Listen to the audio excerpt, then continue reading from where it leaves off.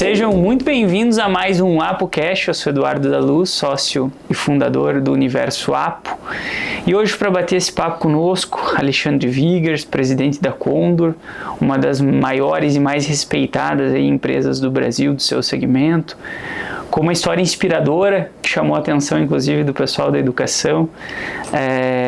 Lidera uma companhia de 1.700 funcionários, rumando aí a desejada marca do 1 bi de faturamento, e eles colocaram aqui também uma observação como uma das notas mais altas da NPS da Apo Educação. Opa! Então, eu não sei, eu acho que eu não tinha te comentado isso, não né? Tinha, não. Foi uma das notas mais altas das NPS que a gente teve entre todos os mentores, realmente. Que bom, que honra. Foi muito bom. Seja muito bem-vindo a esse bate-papo novamente aqui no Universo Apo. Opa, obrigado pelo convite, é um prazer estar aqui. Vamos nessa. Eu acho que uma das coisas que mais chamou, quando a gente se conheceu também, teve a oportunidade de conversar, e o pessoal da educação, quando esteve como mentor, foi a questão da trajetória. Eu acho que é o que mais chama a atenção de todo mundo, acredito, nas entrevistas também, né? Sim. Como tu comentou, são 35 anos. 36 já. 36 anos. E de office boy a presidente da empresa, então foi passando por vários setores, construindo essa característica única de gestão que tu tem, que realmente chama muita atenção. E que ele contasse um pouquinho mais essa história, como que começou, como que tu chegou até a liderança da empresa. Vamos lá, sim. Eu gosto muito de falar dessa trajetória, como você falou, chama bastante atenção, né? Sim. Tanto tempo numa mesma empresa, né? E fazendo a carreira inteira lá, né? Mas tenho muito orgulho de ter feito esse caminho. A minha vida profissional, o meu sonho não era trabalhar na indústria, meu sonho era ser jogador de futebol. Então eu passei uma temporada dos 15 aos 16 anos e meio aqui em Joinville, no glorioso Jack na época, em Série A, né? Tentando a vida de atleta profissional, mas logo vi que não era aquilo que eu queria. Aí voltei para São Bento e a Condor surgiu como a minha primeira oportunidade de emprego, motivado também na época pela questão do futebol, que a Condor sempre investiu em atividades esportivas, culturais, e fazia times fortes para disputar a Olimpíada Cesiana, e eu cheguei naquela hora e acabei ajudou a questão do futebol na minha contratação. Então comecei como office boy, fiquei lá 6, 8 meses na primeira função como office boy, e depois fui procurando crescer, sempre estudando, fiz a faculdade de Ciências Contábeis, né, que era a área que eu já estava trabalhando como nas funções mais básicas, né, depois que eu saí do office boy, e fui buscando o meu desenvolvimento. Mas uma coisa, Eduardo, que sempre foi muito característico meu, eu sempre fui muito curioso. E buscava ajudar outras áreas dentro da empresa quando eu acabava o meu serviço de office boy. Então isso acabou me dando a possibilidade já de uma primeira promoção muito rápido, né? Então chegava do tradicional serviço de banco e ia procurar serviço no financeiro, na contabilidade, no fiscal, enfim, tentando ajudar as outras áreas, né?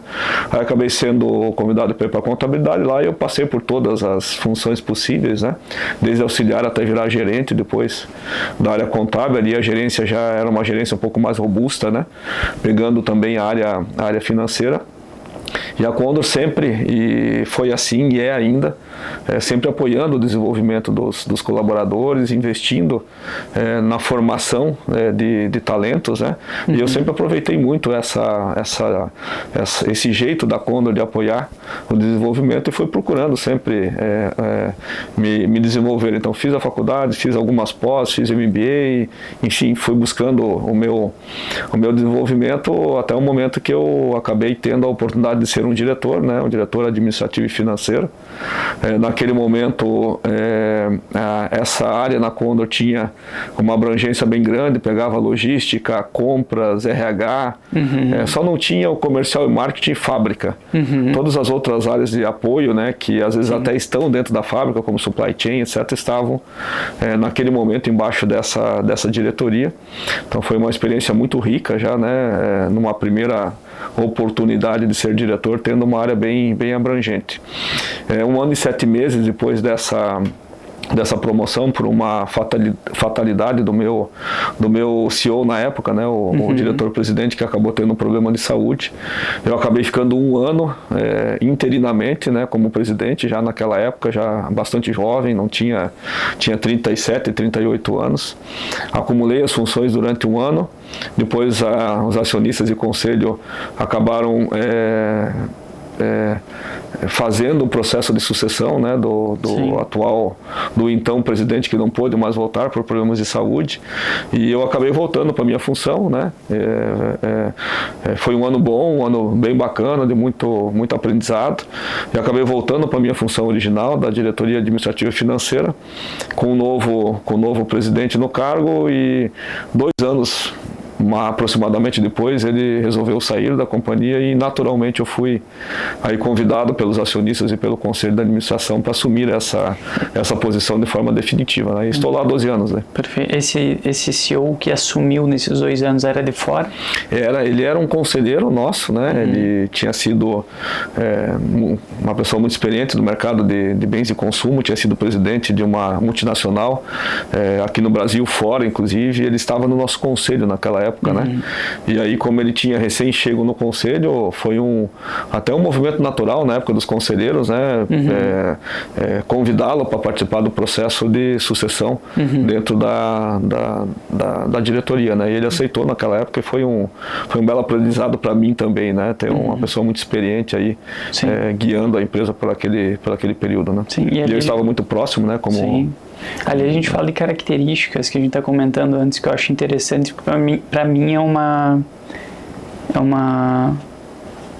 dificuldade em saber quando delegar alguma coisa para alguém ou não. Porque a gente está comentando da característica de um presidente para empresas do porte de vocês, de um CEO, de um presidente.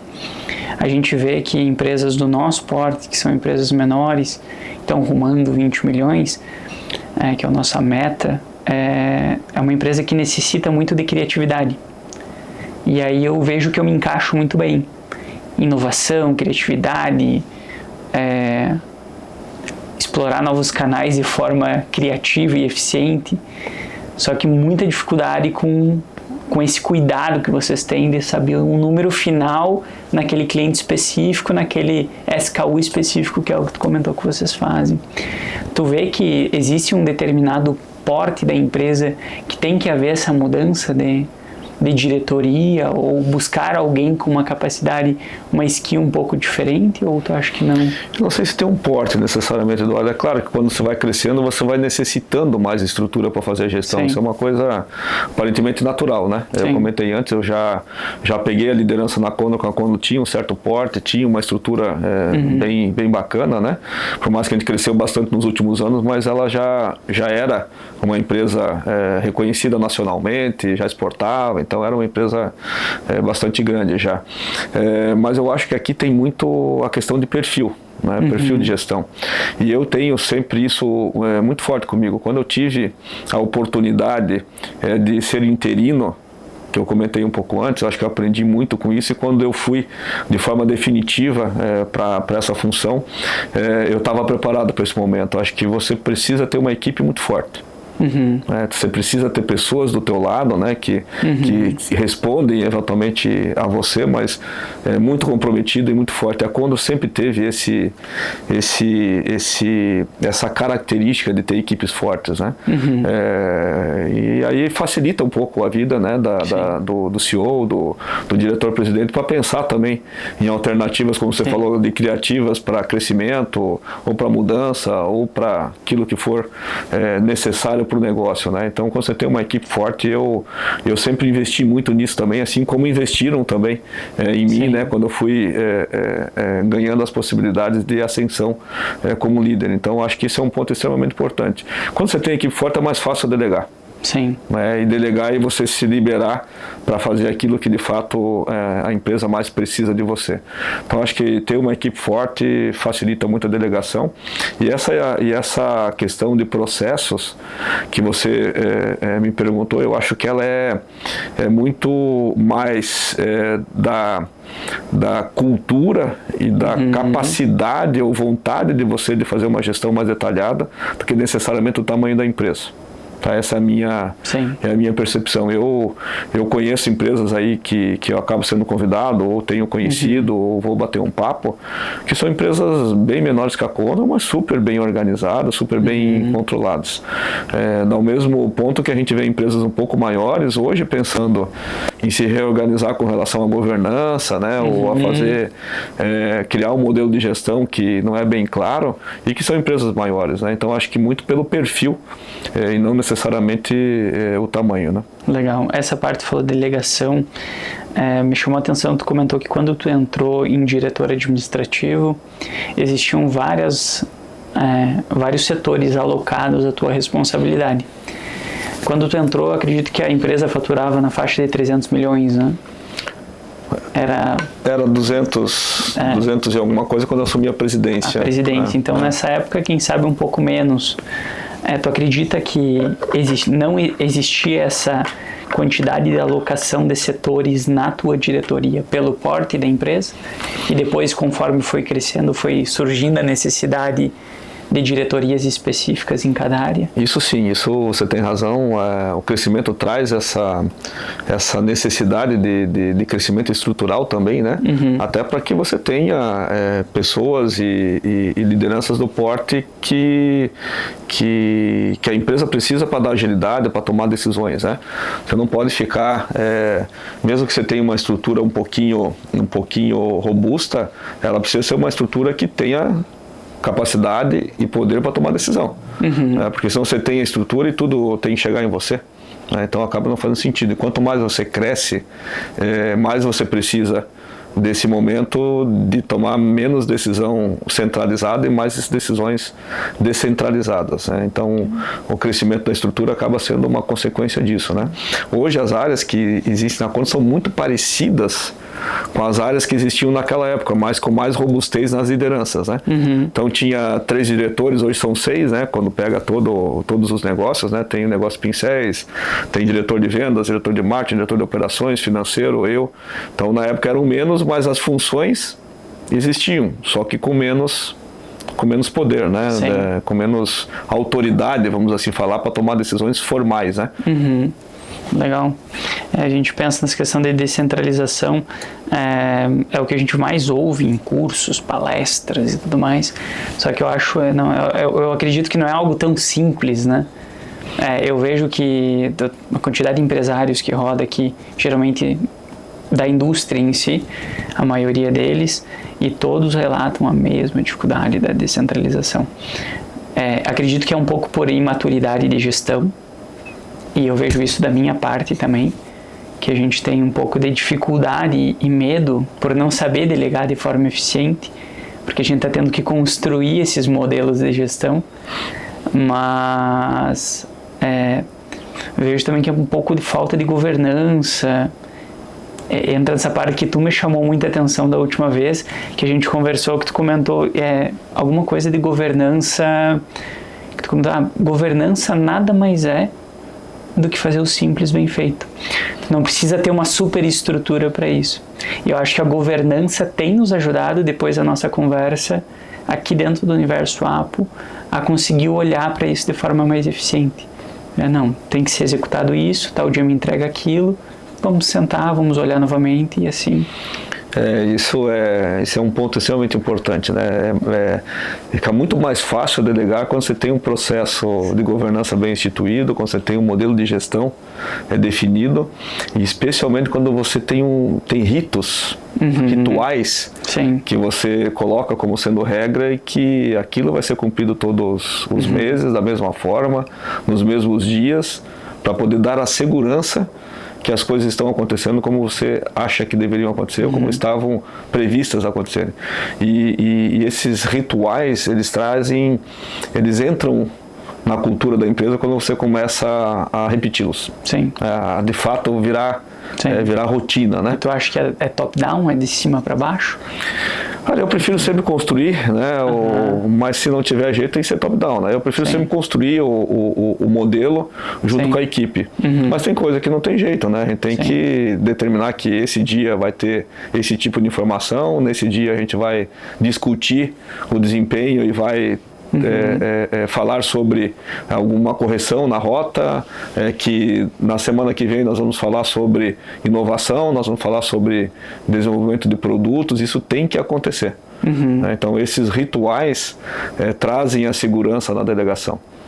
Porque você não vai chegar a falar sobre desempenho daqui meio ano, quando o negócio já piorou demais, né? Você vai falar todo mês.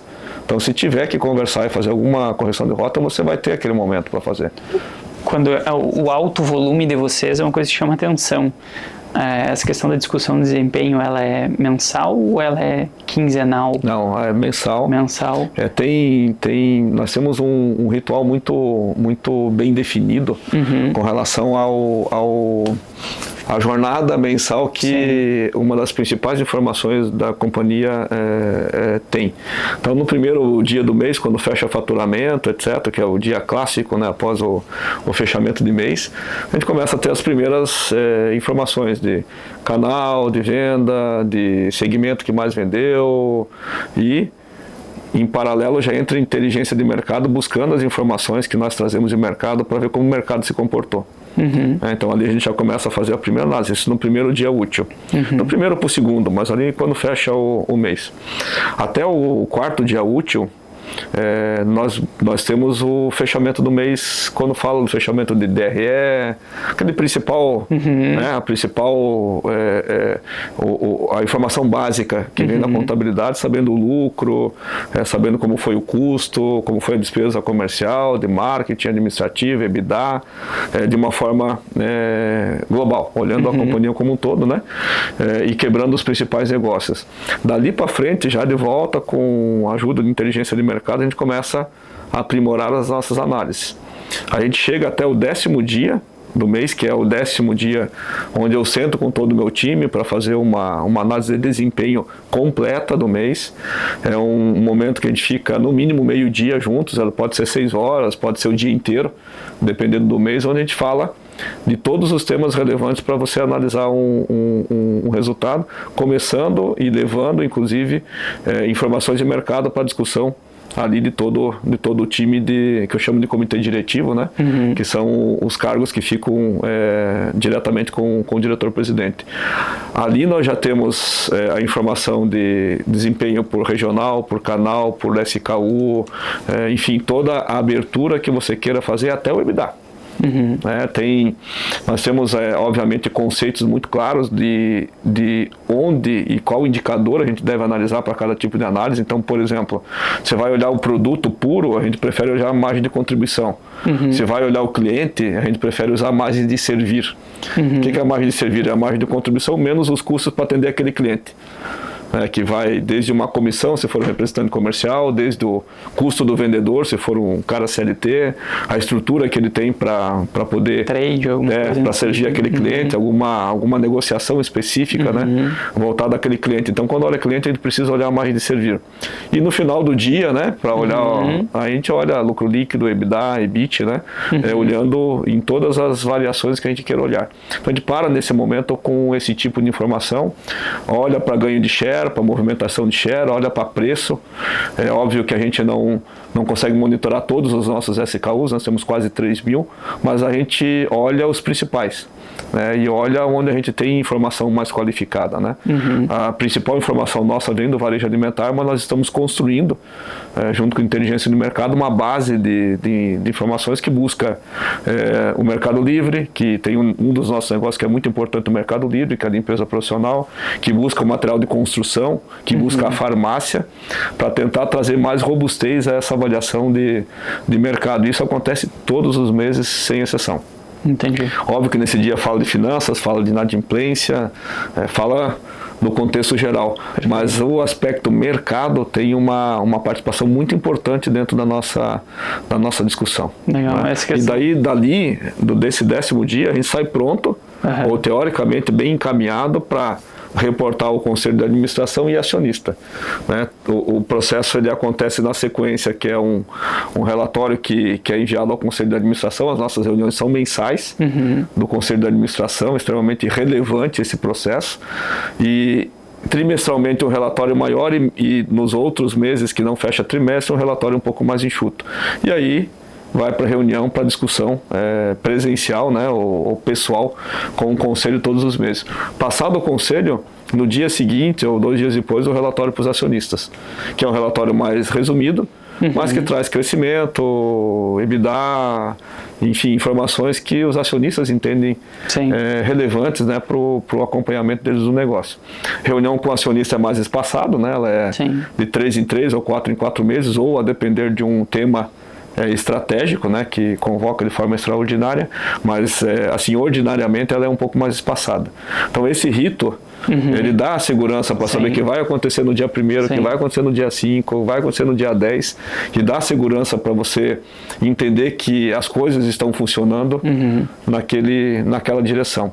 E para baixo, né, dentro das lideranças, nós temos aí o desdobramento das metas lá que nós acompanhamos com OKRs, né? Nós resolvemos mudar a metodologia uns 4, 5 anos atrás, estamos subsatisfeitos com essa nova forma de acompanhar, que nada mais é uma metodologia mais ágil, que você revê com mais frequência a tua meta, né?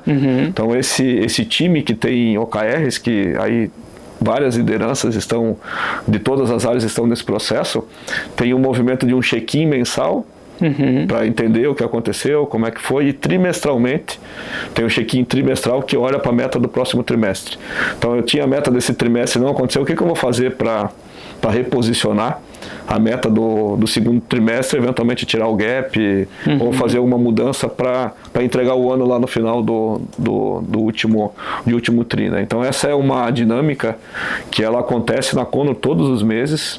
Ela foi obviamente sendo lapidada, sendo melhorada, né, como todo processo necessita, mas ela acontece no mínimo há 12 anos. Perfeito. Todos os meses, sem exceção. Nessa reunião desse grupo de executivos, né? Obviamente melhorando o processo, mas ela acontece há 12 anos, sem falhar nenhum mês. Agora que eu tenho muito mais contato, né, com alguns empresários, inclusive você, a gente se inspira muito nisso, porque não é o meu perfil. E eu sei que é uma das minhas dificuldades, porque a gente é engolido por demanda diária. A gente é literalmente engolido por demanda diária. E como tu está muito próximo da operação, tu não quer dizer não. Porque quando tu diz não, tu é ruim, tu é chato, tu é... Enfim, diversas coisas, né, que acabam acontecendo. E agora a gente está nesse desafio dessa construção. E eu anotei aqui até a questão da quantidade de produto. Ela é uma quantidade de produto significativa.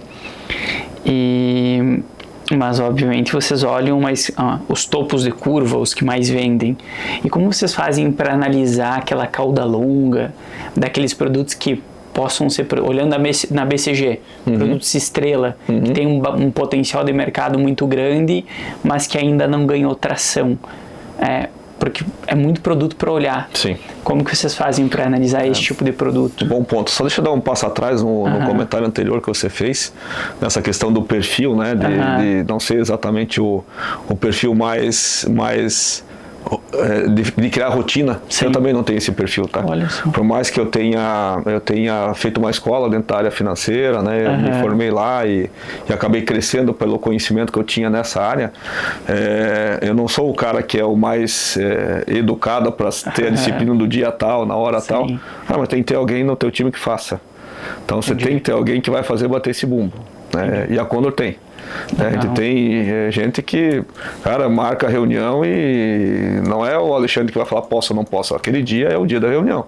Sim. É óbvio que a gente já faz uma programação e tentando travar a agenda do ano, né? Então eu já tenho reunião do conselho travada para o ano, então eu sei que na semana anterior do conselho eu tenho que ter a reunião do meu time, que eu tenho que me preparar, inclusive, para atualizar a informação, para reportar a informação. Então naquela semana anterior acontece a reunião do meu time. E a gente já olha para o ano e fala, a reunião do conselho é quinta-feira da semana tal, então a nossa vai ser no máximo na quinta da semana anterior. E isso é lei. E tem alguém que fica travando a minha agenda, que fica cobrando todo mundo, que fica colocando na pauta e... No fim o conselho... Depois entra o normal, sabe? Depois você acostuma que isso é normal, mas não sou eu que fico lá, cuidando, vamos fazer aqui, vamos fazer lá. Tem alguém que está travando a agenda, que está criando o material e que eu sei que no dia anterior da reunião o material vai estar à disposição para eu ler. Entendi. Entendeu? Para eu me preparar para a reunião e para fazer os meus primeiros contatos aí com o relatório, né? Essa questão que a gente comentou da outra vez do comitê, a gente pensou em comitê, a gente não sabia muito bem o que formar, na verdade. A gente sabia que tinha que formar alguma coisa. Se fosse comitê, se fosse um conselho consultivo, a gente queria formar alguma coisa justamente por isso, porque a gente notou que todas as empresas que tinham conselho tinham praticamente, não existia outra opção a não ser fazer isso daí, porque tinha que se reportar para o conselho. Sim. Porque aquele conselho geralmente é externo, e alguns pagos e alguns com valor um valor significativo, né, para a empresa, dependendo do porte da empresa, e tu tem que fazer e acabou. É isso aí. Você vai criando daí, vai virando normal, tá? Sim. Vai virando normal e depois, se você passar um mês sem fazer, você acaba sentindo falta. Sim. Nós não passamos, tá? Mas tenho certeza que sentiria falta. Sim. E agora, respondendo a tua pergunta com relação a SKUs, é uma gestão difícil. Não é uma gestão fácil, né? Porque muitos SKUs são complementares, né? Então, vou citar um exemplo, né? Pegar uma linha de limpeza completa. Então, tem a vassoura, que é o maior item do nosso portfólio, daí tem as escovas de lavar, aí tem as esponjas de lavar, aí tem os panos, mas tem vários produtos nessa cadeia, que é uma escova de lavar tênis. Um exemplo, né? Uma escova específica para uma utilidade, é um pano um pouquinho mais específico para um tipo de superfície, que vende menos, que tem um volume menor, que tem uma penetração menor. Mas se eu não tiver no portfólio, o meu concorrente tem, e o cliente quer comprar de alguém, ele não quer ficar comprando essa peça de essa de outra. Então, alguns produtos vêm para o nosso portfólio para fazer esse papel de complementariedade de portfólio, né? E outros não, outros têm um papel mesmo de trazer volume, de pagar custo fixo e via de regra, esses que trazem mais volume tem uma rentabilidade menor, esses que trazem menos volume têm uma rentabilidade um pouco maior, e eles vão se ajudando. Mas tem uma lógica, e nós criamos uma matriz aí com a inteligência de mercado e marketing trabalhando em conjunto, e hoje aí o acompanhamento, a gestão fica em supply, que é uma lógica onde você faz uma matriz olhando receita e margem. Então, receita na horizontal, margem na vertical, e tem 4 quadrantes, né? O quadrante que está aqui embaixo com baixa margem e baixa receita fica no vermelho. Aqueles SKUs, eles têm que ter algum tipo de tratamento, o tipo de análise. E nós fazemos essa análise nessa reunião de todos os meses, né? Olhando o que aconteceu de um mês para o outro, quantos SKUs saíram daquela posição, ou quantos entraram, e tem uma análise ali para entender se esse SKU deve ou não deve ser descontinuado. Porque às vezes a solução de fato é descontinuar o SKU e buscar um outro que vá trazer a receita e a margem que deveria dar. Em outros casos, você vai trabalhar numa redução de custo ou numa ação comercial para movimentar ele de quadrante, né? Então isso é feito todos os meses, é uma matriz que está hoje meio ano talvez, ela está automatizada, então todos os dias eu consigo ver a variação que eu quiser ali dentro por negócio, todos os negócios juntos, olhar só limpeza, olhar só beleza, olhar só pincéis. A gente tem essa informação hoje atualizada para chegar na reunião e poder olhar com muito cuidado e fazer as análises que devem ser feitas, né? As análises daí passam geralmente pela categoria de produto, por marketing, né? Com vendas junto, né? Conversando para entender o endereçamento que deve ser dado a esse SKU, né? Mas é uma gestão difícil, tá? É uma gestão muito difícil, pela complexidade e tamanho de portfólio, né? E inclusive difícil sob o ponto de vista de operações. Estoque, produção, compartilhando o mesmo recurso, a mesma máquina, né?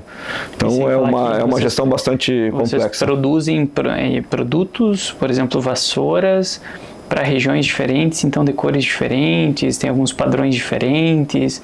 Então eu imagino que tudo isso deve dificultar mais ainda a análise, variação dentro do próprio produto. Do próprio produto, ali são versões, às vezes versões que são decoradas, né? Ou uma versão, por exemplo, a FEMAMA, que é um projeto que a gente tem muito orgulho de há 12 anos apoiar, e no Outubro Rosa. Então são todas versões, às vezes, do mesmo produto, mas que muda a cor, que muda a embalagem, né? Que muda o apelo. Mas essa foi uma forma que a Condor trouxe para o mercado, hoje já bastante copiada, mas a Condor trouxe para o mercado de inovação em vassouras, porque olha para um produto que a vassoura mais simples do que isso, né? Como é que você inova a vassoura, né? Então a gente buscou essas alternativas de trazer as coleções, de trazer a vassoura junina, de trazer a vassoura aí pro Natal, né? Pro verão, para poder criar um tipo de movimento no PDV. Para chamar a atenção do nosso cliente e falar, tem uma coisa diferente, para chamar a atenção do consumidor. Mas é uma vassoura.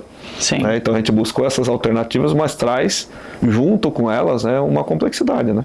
Quando você passa as metas para o time de vendas ali, ou marketing, eles têm uma meta correlacionada, como tu comentou, de portfólio? Tem. Eles têm porque se tu tem um produto naquele quadrante, praticamente abacaxi ali na BCG, que é um produto com baixíssima margem, quase dando prejuízo, tu tem que complementar com alguns outros produtos para conseguir equilibrar o jogo. O nosso orçamento ele vai por negócio, né? Então, pegar um exemplo, negócio de limpeza, ele vai ter lá crescimento em vassouras de X, em esponja de X, em escova de lavar de X, em mops de X, em panos de X, e dentro das maiores categorias a gente ainda abre pelos principais produtos, né? Aqueles que são campeões de venda, que tem muito volume, né? Então a vassoura principal, as 2 ou 3 vassouras tem uma meta já cravada lá, né? Porque é extremamente importante para que a fábrica possa se preparar para aquele movimento, né? Ou se entender se vai ter capacidade suficiente, né? Então a gente vai olhando nesse nível de granularidade. Não é fácil acertar, obviamente, né? Quanto mais você desce nos SKUs menos relevantes, mais a possibilidade de você não acertar, né? Eu imagino que por exemplo, a vassoura, que eu imagino que seja o carro-chefe, é uma forma também de medir outras coisas, como aderência naquele key account específico. Sim. Se tu vê que vai perdendo um pouco de pedido, imagino que existe um movimento negativo do outro lado. Sim. Vocês conseguem perceber por isso também. Como a gente tem um acompanhamento muito bom, né, o razoável, talvez diria eu, bom, eu acho que a gente vai chegar lá, de mercado, a gente consegue ter alguma sensibilidade quando o volume está caindo, né? E acende uma luzinha amarela ali para poder discutir, né? Mas eu falei bastante aqui de limpeza, vassoura, mas todos os negócios nossos eles têm as suas particularidades, né? Então vai olhar um negócio de higiene bucal, que a gente compete hoje com grandes multinacionais, né? E ali nós temos um posicionamento específico de preço, de ser um pouquinho abaixo deles, diferente de vassouras, que nós somos os mais caros, né? Então a gente tem posicionamento de preços diferentes e de estratégia diferente, mas a complexidade é tão grande quanto, né? Porque você olha, vai no ponto de venda hoje, você tem embalagens leve 2, leve 3, leve 4, leve 5, leve 6. Então são perfis diferentes para regiões diferentes e para clientes diferentes. Então, por exemplo, você vai num atacarejo, né? Uma loja de atacarejo tem um perfil muito de compre 4, de compre 3, né? Você vai numa loja mais premium, você já tem um portfólio que é um portfólio que também tem a individual, né? Então você tem que conseguir ter essa leitura para levar para o cliente e para o canal o portfólio correto. Olha para a beleza, tem o mesmo cenário, né? Falando por enquanto de varejo alimentar, então tem uma complexidade de você também oferecer para o teu cliente o portfólio correto, porque quem tem que entender do negócio de escova de dente, ou de vassoura, ou de escova de cabelo, ou de pincel, ou de pincel artístico, ou de limpeza profissional, é a Condor.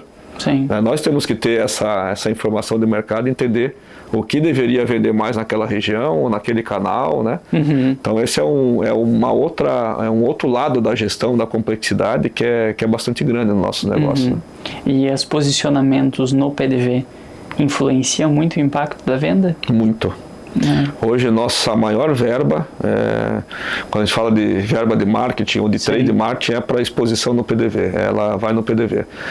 Seja com uma embalagem boa, com um expositor, com uma testeira que mostra o nome da Condor. Nós temos vários exemplos, e isso é uma estratégia nossa já há quase 10 anos. Vários exemplos que a gente coloca e faz a gestão do ponto de venda.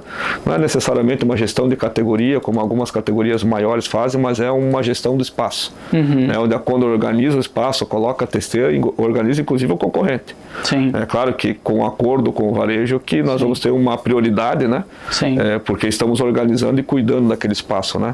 E essa ambientação do PDV, o produto bem exposto, a embalagem lógica, com as informações corretas e pontas de gôndola, né, assim, fazendo um espaço extra, são extremamente importantes para a venda no varejo alimentar. Quando você vai para os outros canais, vai um pouco para uma loja, um home center, quando a gente fala de pincéis, também tem essa pegada. Lojas de bairro já menos, né, mas a exposição continua sendo importante. Tem menos espaço para você fazer uma atividade extra, né, como uma loja de tinta, uma loja de material de construção, mas a exposição, um expositor nosso com uma testeira bem organizado, faz uma diferença enorme ou muito embaixo, ou muito e aí a gente tem, geralmente toda categoria tem a sua característica, né? Mas daí a gente tem o planograma que a gente coloca na mão da equipe comercial ou na mão do distribuidor, né? Para que obedeça aquela característica, para saber o que deve ficar aos olhos do consumidor, né? O que deve ficar mais em cima, o que deve ficar mais embaixo. Via de regra, né? Olhando para varejo alimentar, de novo como exemplo, em cima o mais caro, no meio o médio e o popular fica um pouco mais embaixo. Né? Quando você tem a oportunidade de escolher, né, ou de organizar o ponto de venda, é mais ou menos essa lógica, né? Legal. Vocês hoje são líderes de vassouras, né? Mas não da parte de higiene bucal. Nós somos líderes hoje em vassouras, em escovas de lavar, dentro do portfólio de limpeza, né? E daí nos outros, a mop, esponja, daí nós temos uma posição abaixo da liderança. Nós lideramos vassoura, lideramos escovas de lavar. Em higiene bucal, nós lideramos escova de dente infantil e somos a terceira marca no adulto. E a segunda em gel dental infantil, nós só temos gel dental infantil, não temos adulto, né? Em beleza, no varejo alimentar, nós somos líderes em escova de cabelo, mas não temos a liderança num canal importante, que é o canal de farmácias e perfumarias. Ali nós estamos atrás de 2 outros concorrentes, mas no varejo alimentar a gente tem essa liderança. No negócio de pincéis, nós fomos a terceira para a segunda marca, crescendo bastante na linha de pintura para construção civil. Somos líderes na linha de pinturas artísticas, pincéis artísticos e escolares, e no negócio de limpeza profissional, que é o negócio mais recente, que nós fizemos uma aquisição há 5 anos. Ali tem uma dificuldade maior de informação, mas a gente deve ser a terceira marca, mas com um crescimento bem grande nos últimos tempos. Mas dentro do Mercado Livre, o nosso principal produto é líder isolado de mercado, que é o MOP. O MOP mais profissional, né? O MOP um pouco mais parrudo, estruturado, né? Mais estruturado. Não vai mexer, vai travar. Exatamente. O da Condor também não quebra, tá? Pode ir firme, mas é um MOP que tem uma pegada assim mais para grandes áreas, para ser para uma loja, para um shopping, né? Uma pegada mais parruda, né? E no Mercado Livre nós temos a liderança no negócio de MOPs, né? Até eu perguntei da questão da liderança, porque eu imagino que a liderança, a questão das escovas de dente adulto, a liderança esteja com uma empresa provavelmente fora do Brasil, né? Que a gente já... Colgate e Procter & Gamble. Eu não ia falar, eu não sabia. São duas mundiais, né? Não, então, mas todas mostram isso. E a Condor em terceiro. Imaginei que era eles, inclusive. Mas existe uma vantagem que eu vejo em vocês, porque o movimento de vocês regional é muito mais rápido que o movimento deles em fazer movimentos de trade, de marketing, de merchan. Imagino que vocês tenham um pouco mais de flexibilidade. por estar aqui ou não? Ou isso não é uma vantagem assim, competitiva? Não, eu acho que assim, nós temos hoje o ganho nosso, ele se dá pela pulverização, né? Pela condição, especialmente de um pequeno varejo. Sim. Tentar trabalhar o pequeno varejo de uma forma um pouco diferente. Mas eles são bons demais, né? São grandes, têm recursos, são mundiais, né? Então, tem coisas que a gente não consegue fazer, que eles fazem, né? Não por acaso são líderes no mundo inteiro quase, né? Sim. Tirando algumas exceções regionais aí de alguns países, eles dominam o mundo, né? Mas a gente faz um trabalho super bem feito e vai ganhando muito pela distribuição. Né? Nós temos um projeto de distribuição bem robusto, não é de hoje, é um projeto já bastante, claro que ele sempre sofre também melhorias, né? Mas a lógica da distribuição ela é bastante antiga na Condor e muito madura. Né? Perfeito. E já chegaram a pensar em marketing de guerrilha com esse tipo de Nós chamamos o que nós chamamos de guerrilha, né? São as atuações regionais. A gente faz, às vezes pega, por exemplo, vamos pegar o Nordeste. Agora o Nordeste nós vamos fazer uma avalanche de levar distribuidor, de ir para o pequeno varejo, de colocar ações específicas na mão da equipe comercial mas nunca vai acompanhando o concorrente, assim, nunca. Não, ali. Não chegaram. Não, nesse aspecto não é muito característico dos nossos negócios, né? Fazendo aquilo que a gente pode, com as armas que a gente tem, mas fazendo com muita disciplina, né? Acho que esse é uma forma, né, de a gente ganhar distribuição, né? Isso não vale exclusivamente para escova de dente, né? Isso faz parte da maioria dos nossos negócios, que eles vão em lojas pequenas. Né? Então, tendo a competência regional ajuda a você fazer a distribuição, né? Mas a pulverização, ela dificulta um pouco a questão da logística, né? Porque atender muitas pequenas, imagino que dificulte logística, né? Quando eu falo de atender pequeno, não necessariamente nós vamos direto, né? Ou a gente tem distribuição. Tem um grupo de distribuidores, né? Perfeito. Claro que em alguns lugares, depende do negócio, nós temos um pedido mínimo menor, que a gente consegue atender mais clientes de uma forma direta, mas na maioria dos negócios a gente tem distribuidor, que ele faz a distribuição regional. E nós temos um plano com ele de excelência, que ele tem que acompanhar aquele plano de excelência para poder viabilizar o negócio entre ele e a Condor, né? Então, todo ano a gente traz prêmio, faz ranking dos distribuidores, faz uma premiação bem bacana, motivando os distribuidores a fazer aquele trabalho de excelência que a gente coloca na nossa programação. E lá a gente vai monitorar sell-in e sell-out, que são os principais, mas sell-out é mais importante do que sell-in. Por quê? Porque ele tem que vender, se ele vender, ele vai comprar. Perfeito. Porque ele não tem outra vassoura lá para vender, nem outra escova de dente. Isso é pré-requisito. O resultado do sell-in. Isso é pré-requisito, né? Ele está com a Condor, especialmente no varejo alimentar, que a característica do distribuidor é assim.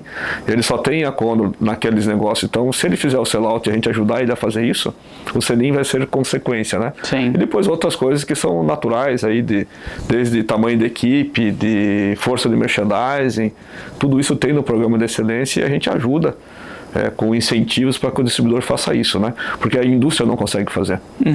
E agora, mais recentemente, a gente trouxe esse programa também de distribuição de uma forma mais estruturada para os outros negócios. Então, o Pincéis já tem desde o ano passado, já esse é o segundo ano, com o projeto indo super bem, e agora, mais recentemente, o negócio de limpeza profissional também, trazendo uma dinâmica de distribuição parecida com os outros negócios, porém um mercado que não é tão,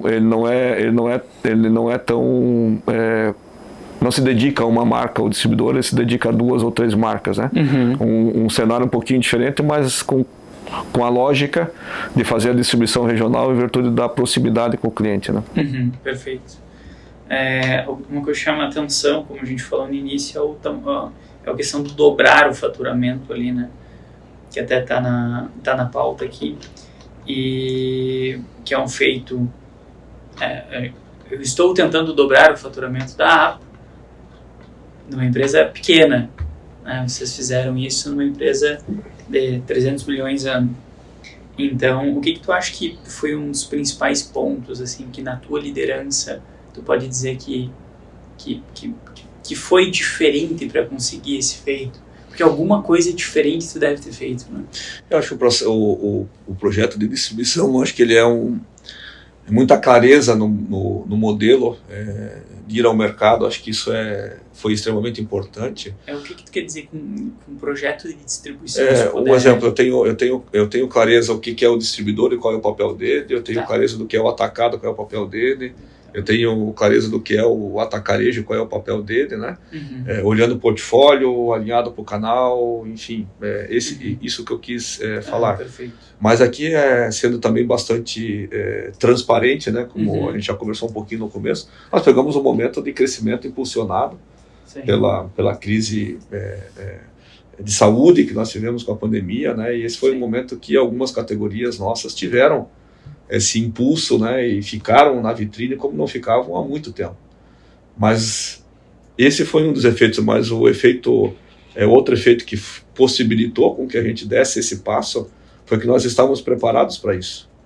Ou seja, nós tínhamos uma condição financeira forte, um planejamento estratégico muito bem definido, e nós conseguimos reagir a esse momento, né? Teve muita gente que teve a mesma oportunidade e não conseguiu.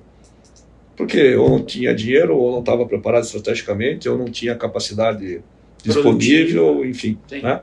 Vários motivos podem vir. Então nós tivemos esses dois movimentos, né? O movimento de maior demanda e a Condor estava preparada para suprir esse movimento. Um fato que eu costumo contar bastante quando eu falo desse momento de pandemia, né?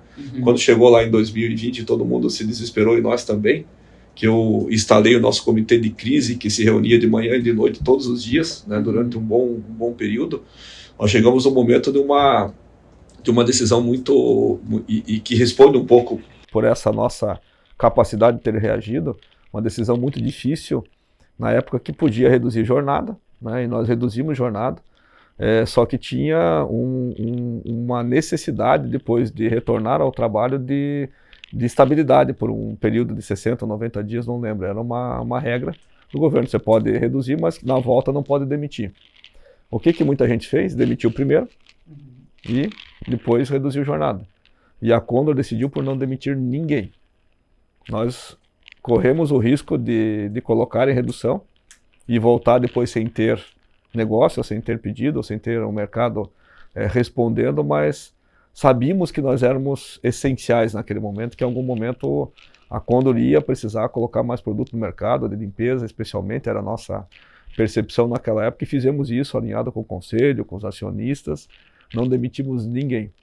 E 30 dias aproximadamente depois, nós tivemos que chamar todo mundo de volta, contratamos mais 240 pessoas que continuam lá até hoje, porque nós subimos e ficamos lá em cima, e aproveitamos esse momento, que foi um momento de alta demanda. A Condor estava preparada, tinha funcionários, tinha equipamento, tinha dinheiro no caixa, para poder responder a esse momento, que foi um momento bastante complexo, né? Exatamente naquele momento, talvez uns 6 meses depois, as matérias-primas começaram a fazer um movimento de alta assim, muito forte, e novamente nós tínhamos condição de manter um negócio, né? Crescendo mesmo com aumento de custo, etc. Né? Então foi um momento que a gente conseguiu aproveitar. Né? Perfeito.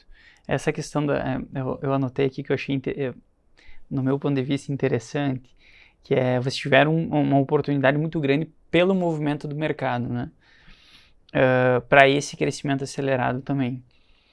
Só que como vocês lidaram com isso? Porque o crescimento acelerado, eu imagino que vocês cresceram em pontos de distribuição também, porque se vocês crescessem unitariamente nos mesmos clientes, que eu imagino que deve ter tido a oportunidade disso também, quando tudo estabilizasse, o custo ia estar aqui em cima e a receita provavelmente ia cair. Então eu imagino que vocês cresceram na quantidade de clientes e não em quantidade de volume de pedido do mesmo cliente. Foi alguma coisa nesse sentido? Teve os dois, mas teve muito crescimento nos próprios clientes que a gente tinha, porque o mercado demandou mais. As categorias cresceram naquele momento, né? Então, o cliente que vendia 100 começou a vender 150. Mas isso não estabilizou depois? Estabilizou em cima. Ele teve assim um residual, ele teve uma queda, mas teve um residual importante. Então, exemplo, nós saímos de 10 para 20, só para citar um exemplo, né? E ele acabou estabilizando no 18, no 17, só para citar um exemplo, né? Nós tivemos um residual grande nesse movimento. Então, o mercado aumentou, nós estávamos prontos para atender o mercado, e o mercado deu uma estabilizada, mas uma pequena queda, mas ele permaneceu acima do que era antes da pandemia. Então a gente conseguiu aproveitar esse momento. É claro que cada negócio se comporta de uma forma, mas de uma forma geral a lógica foi essa. E ganhamos também distribuição, né, obviamente, porque a Condor estava naquele momento como uma empresa que tinha produto para colocar no mercado. Né? Muito bom.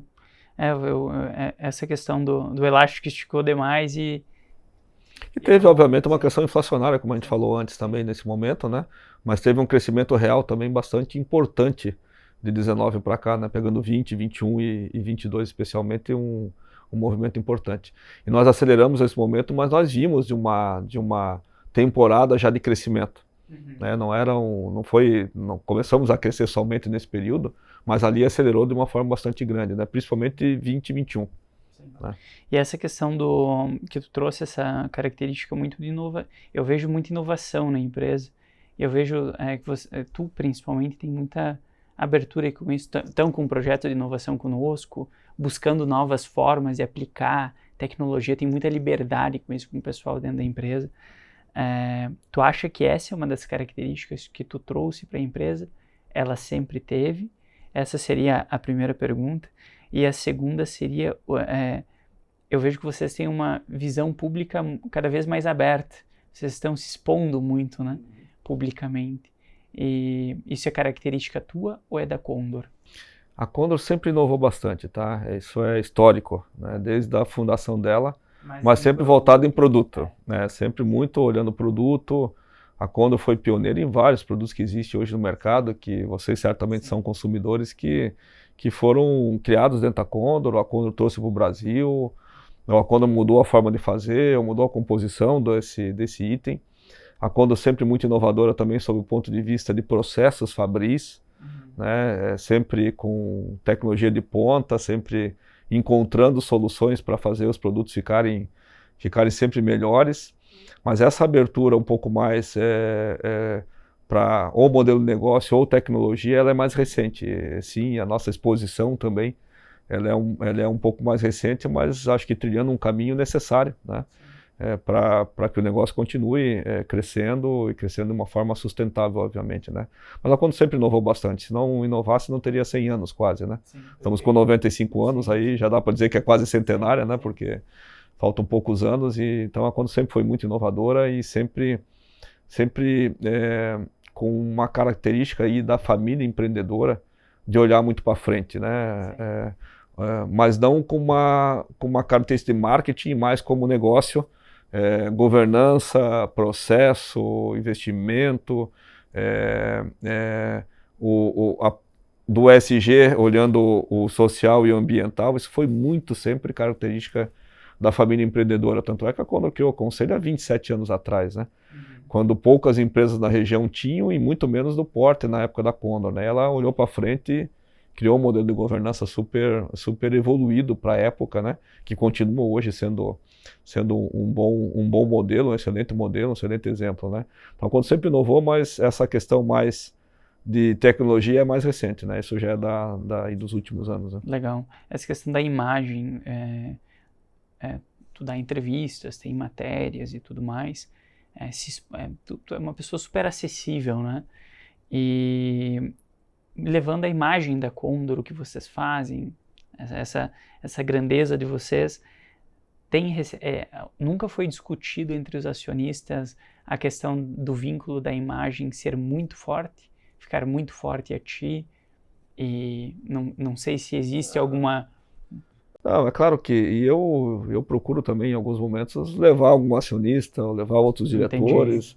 Eu incentivo também os diretores para que façam movimentos parecidos, né? Hoje, se você der uma pesquisada no LinkedIn dos meus diretores, eles também têm uma exposição bem maior do que tinham no passado.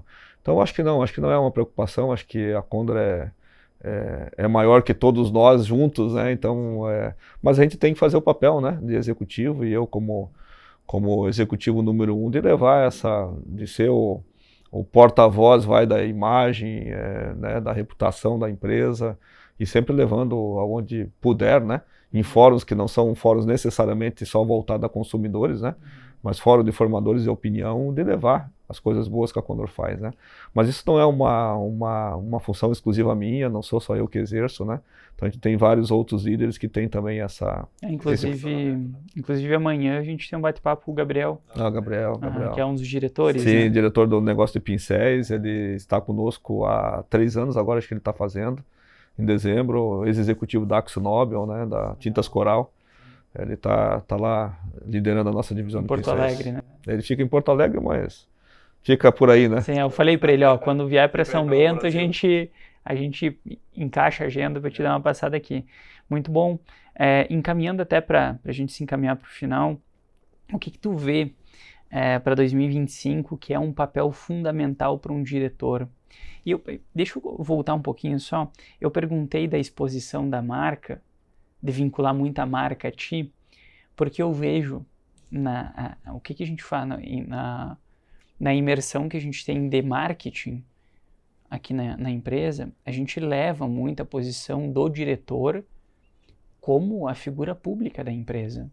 E isso é extremamente importante. Só que há movimentos nessas empresas 150, 300 milhões, há movimento da primeira, que eles falam de gestão profissional agora, e tudo mais, como se antes não fosse profissional, que eu acredito que era, né? Mas eles falam do movimento de gestão profissional, trazendo novos CEOs à frente dos seus negócios, mas com muito medo que eles apareçam. Porque eu vejo que existe um vínculo muito grande dessa primeira geração fundadora, né? Então, por isso que eu fiz a pergunta, porque a gente vê que é extremamente importante a pessoa que está dirigindo a empresa, é uma das funções do diretor executivo, mas a gente vê um pouco de resistência, principalmente quando essa primeira geração largando o osso ali, digamos assim. Para um executivo que não familiar. Exatamente. Nesse momento, né? Eu quando tive a oportunidade de assumir a Condor, a família já não estava na gestão há um tempo, né? Já tinham passado cinco diretores, presidentes antes de mim. Eles já estavam mais afastados, né? E já era a terceira geração, né? Que hoje são os detentores até pela idade da marca, né? Da empresa. Mas o que eu vejo, Eduardo, que é extremamente importante e comum dessa preocupação, né? Dos acionistas, etc. Mas acho que uma transição de poder dentro da companhia, ou de cargo, ou de gestão, ela precisa ser necessariamente junta. Acho que é importante o caminhar desse novo executivo com quem estava antes, né? Não é hoje entra um e sai o outro, né? Eu acho que esse movimento, que é um movimento que precisa ser muito bem preparado para que o acionista vá junto com o seu mesmo, que tenha que acompanhar em eventos, que tenha que acompanhar em entrevistas. Eu acho que é um movimento que ele precisa ser feito de forma coletiva, né? Que não é assim, agora assumiu um novo diretor-presidente que não é da família e o anterior, que era a cara da empresa, some de um dia para o outro, né? Acho que isso é errado, no meu ponto de vista. Acho que esse caminho de transição, até que você tenha confiança que de fato aquele executivo está representando os valores da marca, está engajado na cultura da empresa, depois vai se tornando normal, né? Eu acho que esse processo, esse início desse processo é que talvez é mais trabalhoso, mas vejo que é possível e necessário. Porque quem está na frente da empresa tem que se posicionar como sendo a cara da empresa, né? Mas tem que se posicionar olhando a cultura da empresa, olhando as políticas da empresa, né? Com o cuidado que a marca sempre teve com determinados temas, e tem que entender isso, né? Acho que isso faz parte desse processo. Mas tem que ter um alinhamento muito forte, e eu acho que essa união né, de quem estava no cargo, quem está agora, é extremamente importante no começo. Até porque o mercado tem que ver que tu tem confiança naquela pessoa em específico que está assumindo aquele... Eu não vou citar nomes de empresas aqui, até porque não tenho a autorização, mas tem empresas que eu conheço aqui da região e que a transição está acontecendo exatamente isso. Está lá o CEO nos eventos, mas está lá a pessoa que comanda o conselho, que é da família, que está há bastante tempo na empresa para ajudar nessa transição. Para ajudar a colocar o CEO naquele ambiente, né, que precisa se inserir, né, porque veio de um mercado diferente, ou veio de uma região diferente, ou veio de qualquer outro lugar. Então acho que esse movimento é extremamente importante. É uma mentoria mesmo de quem estava no cargo para quem está. Geralmente fica-se um tempo como vice-presidente? É um caminho também, mas eu acho que a exposição ela acontece quando você de fato está no cargo, né? Porque daí você é procurado para entrevista, ou para falar, ou para se posicionar, mas acho que esse movimento ele deve ser assistido, por quem estava na posição, desde que as condições são propícias para isso, né? E entrando já, por isso que eu fiz a pergunta, tá? Só para me contextualizar também. 2025, o que tu vê que é essencial para um diretor executivo, um CEO, um presidente, à frente de uma empresa, assim? Porque os desafios são vários, políticos, né, econômicos, competitividade cada vez mais alta, principalmente com empresas menores surgindo numa velocidade muito rápida e muito ágeis, né? E algumas empresas que só incomodam o mercado, quebram e depois saem, mas já gerou impacto no mercado, negativo em alguns sellouts, alguns pontos de vendas de vocês específicos. O que você vê de 2025? Acho que o ambiente político e econômico que a gente está vivendo, que vai viver no ano que vem, não é nada que a gente não viveu nos nossos últimos, todos os anos, né?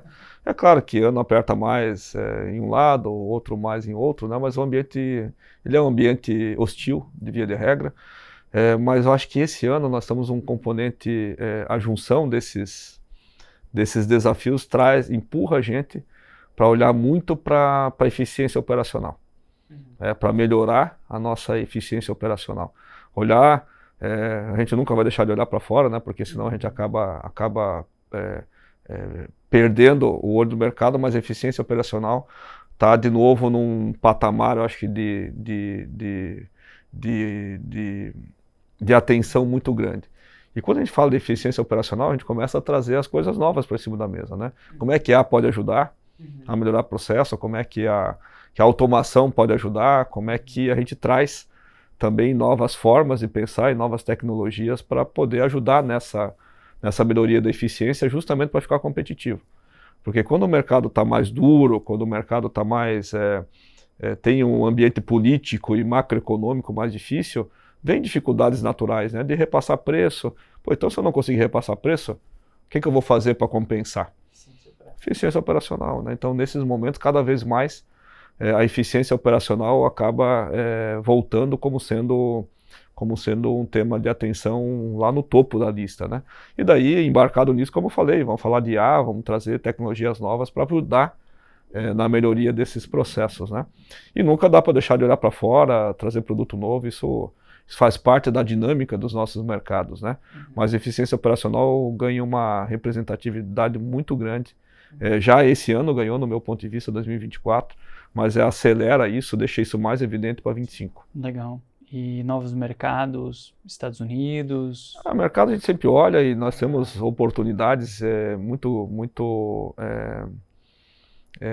não vou falar evidentes, mas boas oportunidades fora. O mercado americano é um mercado que a gente já está lá, mas está ganhando projeção lá com novos negócios aí que estão por vir. Mas nós temos uma oportunidade gigante também de melhorar a nossa distribuição nos mercados vizinhos aqui, né? Paraguai é muito importante para a gente, a Condor é líder em vários negócios lá no Paraguai, talvez como distribuição em número de produto por PDV é o melhor exemplo que nós temos.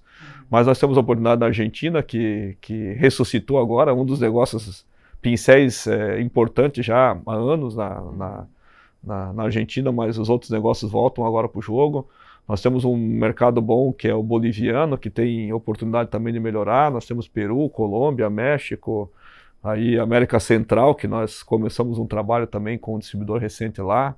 Então tem várias oportunidades fora também, mas tem muita coisa para fazer e ganhar ainda de participação e share aqui no mercado brasileiro, que mesmo com a dúvida se o consumo continua no ano que vem como está esse ano, o consumo é gigante dentro do Brasil, né? Ele pode não crescer, ele pode cair, mas ele continua sendo um mercado robusto, né? Vai continuar, isso não resta dúvida. Não acaba do dia. Não, então ganhar eficiência operacional, ficar competitivo para ganhar o jogo na ponta, pro ano que vem, para mim é primordial. Agora faz um pouco de sentido até os projetos que vocês têm aqui conosco. Muito bom. Muito bom como vocês conseguem distribuir isso bem entre as lideranças. Isso eu fico abismado. Porque exatamente o que tu comenta é o que o Jean comenta, é o que ele trouxe aqui, é o que ele discute com os times aqui dentro. Eu acho isso incrível. É que essa é a prática, né? Daí quando a gente tem a prática assim, todo mundo vai falar a mesma coisa. O ruim é quando a gente faz um discurso, fala, e no dia a dia é tudo centralizado, só um decide. Então a nossa prática é assim, né? Claro que nem tudo são flores, né? Sim. As dificuldades existem em todos os negócios, né? Mas via de regra, esse é o nosso modelo. Então quando as pessoas falam é porque elas vivem isso, né? Não é porque tem um modelo escrito lá, é porque elas vivem isso na prática, né? Sim. Pergunta final, eu fiz uma pergunta diferente, que eu queria entender o que tu vê como legado que tu está conseguindo deixar na Condor, que tu está conseguindo construir lá dentro, que se em algum momento, ou que imagino que vai haver a sucessão, né, tu fale assim, ó, isso aqui eu consegui construir, tem dedo meu aqui dentro, com muito orgulho que eu falo que eu tive participação nisso aqui. Eu acho que uma coisa, e você mesmo falou ela durante a nossa conversa, que eu acho que é essa forma de abrir mais a empresa, para ser mais vista, para ser... quando sempre foi uma empresa importante no mercado brasileiro, mas ser mais vista, ser mais comentada e ter mais abertura para essas questões que não necessariamente há aquelas focadas no core, né?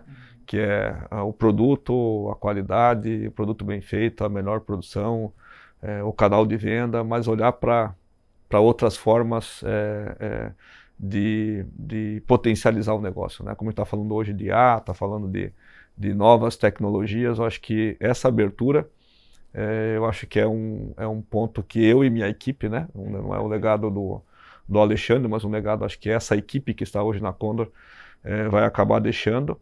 E uma coisa isso sim é um movimento da minha época na gestão, que é uma reaproximação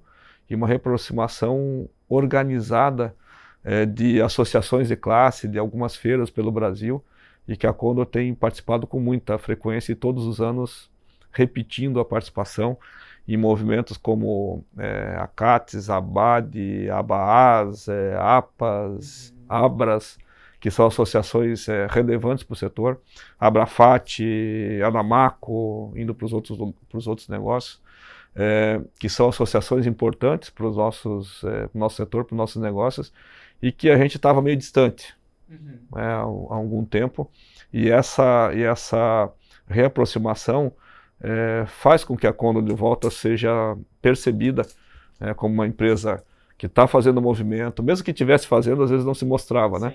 Mas que ela está fazendo movimento, ela está se mostrando mais, ela acaba sendo mais lembrada, não só pelo consumidor, mas sim também pelo canal, pelo trade, né? E pelas formadoras, pessoas que formam opinião nos nossos negócios, né? Muito bom. Eu quero dizer de coração, não só eu, outras pessoas que tiveram contigo aquele dia, no último encontro que a gente teve da educação aqui, nessas conversas, às vezes vocês nem percebem, às vezes tu nem percebe o quanto tu consegue ajudar empresas do nosso porte, empresas maiores que nós, em pequenas visualizações.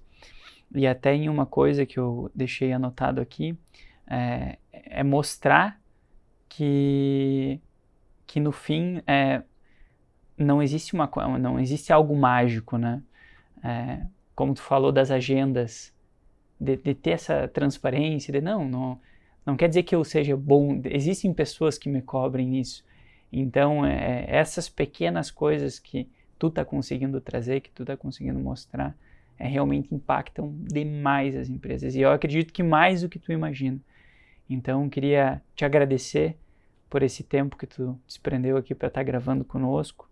Com certeza me ajuda muito, ajuda todos que a gente vai, ouvem os nossos podcasts, a gente manda esses bate-papos para todos os nossos clientes.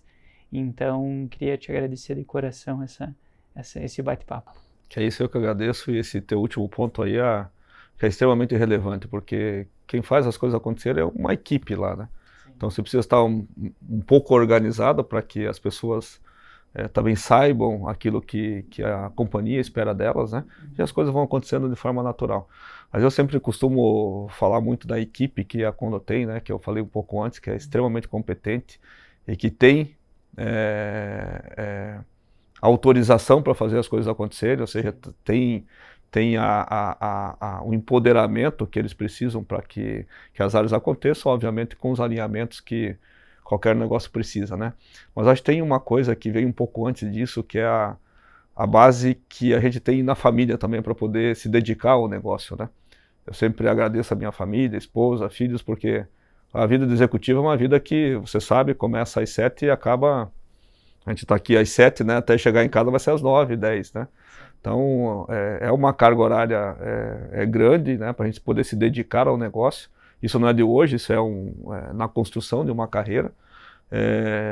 E filhos, e família, e esposa, né? Aguentam o tranco em casa, né? Então, eu sempre falo que a minha esposa tem uma responsabilidade muito grande na minha ascensão profissional, porque ela me deu a liberdade para poder estar mais próximo do negócio, e ela fazendo o papel de pai e mãe às vezes durante a semana, e o pai chegava na sexta-noite, né, mais ou menos assim, para poder se dedicar.